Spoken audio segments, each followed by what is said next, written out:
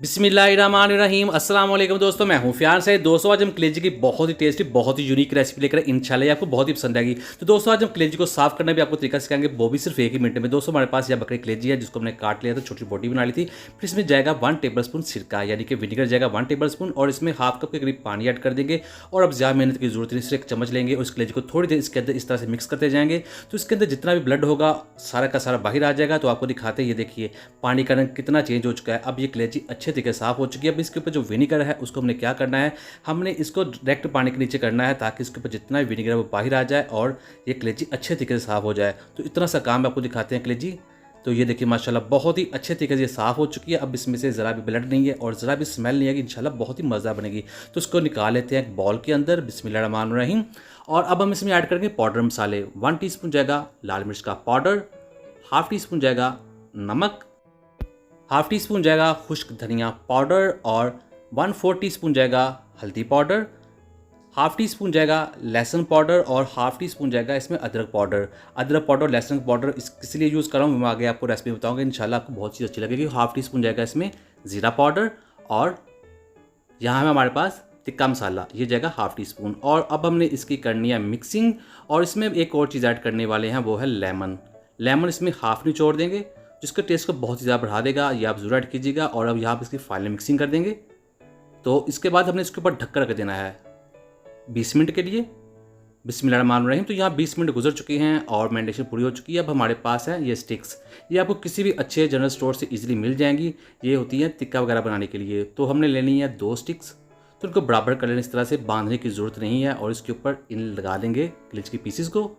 तो इस तरह से लगाएंगे, एक में तकरीबन 4 पीस लग जाएंगे। तो ये आपको दिखाते हैं, इस तरह से हम सभी पीस बना लेने हैं।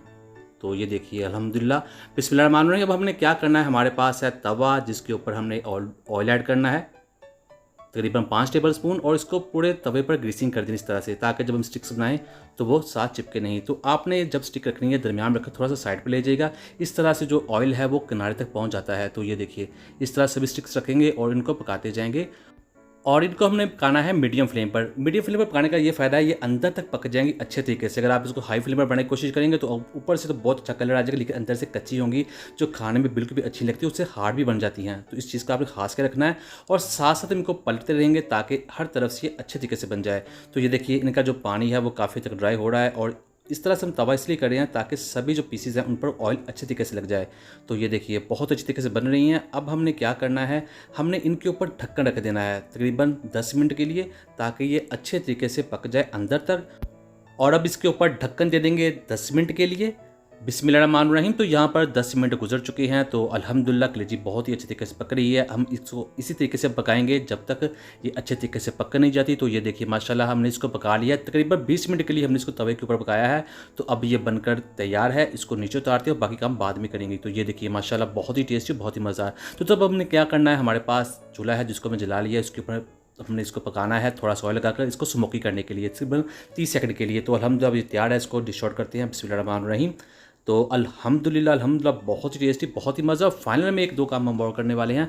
तो इसके ऊपर हमने एक और चीज़ ऐड करनी है, वो है चाट मसाला।